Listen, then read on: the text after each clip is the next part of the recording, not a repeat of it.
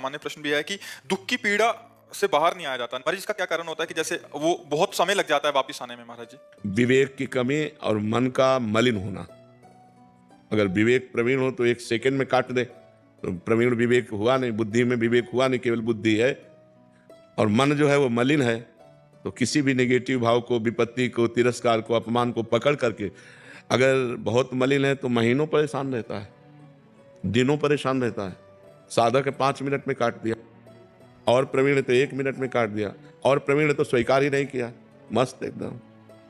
तो ये विवेक सत्संग से होता है। बिन सत्संग विवेक न होई, और राम कृपा बिन सुलभ न। बिना भगवान की कृपा के सत्संग नहीं मिलता, और बिना सत्संग के विवेक नहीं होता। अगर विवेक हो जाए बुद्धि में और नाम जब चल रहा है तो मन की मलिनता नष्ट हो जाएगी, वो दुख को पकड़ेगा ही नहीं, वो सुख में ही रहेगा। अगर हमारा मन भगवान के चिंतन में है, शरीर में दुख है या परिस्थिति दुखद है, तो हम उसको क्रॉस कर जाएंगे। अगर हमारा मन भगवान में नहीं है तो उसी में डूब जाएंगे, उसी में परेशान हो जाएंगे। तो लोग भगवान का आश्रय तो लिए नहीं, भजन करते नहीं, तो सुख आया तो फूल गए, बोले नहीं उनके लड़का हुआ है, ठीक है, हुआ, हर्षित हुए, पधार गया, अब हाहाकार मचा, रोना शुरू।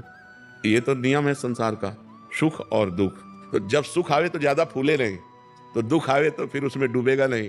तो हम कहते हैं कोई उत्सव मनाओ, कोई भगवत कार्य करो, तो नाम कीर्तन, भगवान का यश कीर्तन, भगवान की कथा वार्ता और भक्तों की सेवा, तो तुम्हारा जीवन सार्थक हो जाए। तो अपवित्र मन दुख को पकड़ता है, और पवित्र मन सुख को, भगवान के सुख को पकड़ता है। भगवान का सुख ऐसा है जो सांसारिक सुख दुख से निवृत्त कर देगा।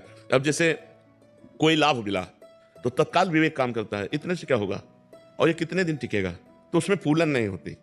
नहीं तो संसारिक आदमी एकदम फूल जाता है, अरे लाभ मिल गया, अच्छा हानि हुई, कितनी देर टिकेगी?